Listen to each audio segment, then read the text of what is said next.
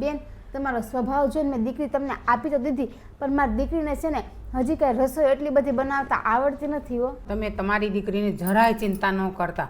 તમારી દીકરી મારી દીકરી સમાન જ છે.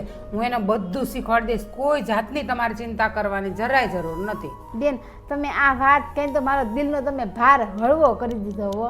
એમાં થોડું બેન ટેન્શન લેવાનું હોય. તમારી દીકરી મારી દીકરી. બેન બસ અમારે જોતું હતું ને એવું મળી ગયું. મારી દીકરીને છે ને એક સાસુની રૂપમાં એક માં મળી ગઈ.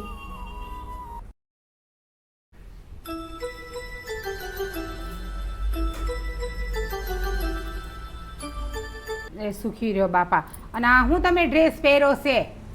ડ્રેસ સારો લાગે? નવા નવા લગ્ન થયા હોય ને ડ્રેસ નો સારો લાગે. સાડી પહેરી લ્યો જાઓ. મમ્મી મને સાડી પહેરતા નથી આવડતી. સાડી પહેરતા ન આવડતી હોય ને તો સાડી પહેરતા શીખો. આપણા પરિવારમાં કોઈ ડ્રેસ નથી પહેરતું.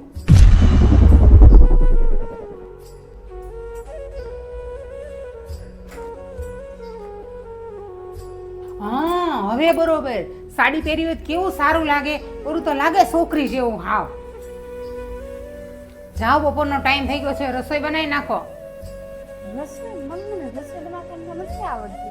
તમને રસોઈ બનાવતા નથી આવડતી, તમને સાડી પહેરતા નથી આવડતી, તો તમારા બાપાને ઘેર તમે શીખ્યા છો હું? એકલા મોબાઈલ ને ટીવી જોવા માંડ્યા છો? તમને આવડે છે હું? ઈ તો મને કયો, મને ખબર પડે.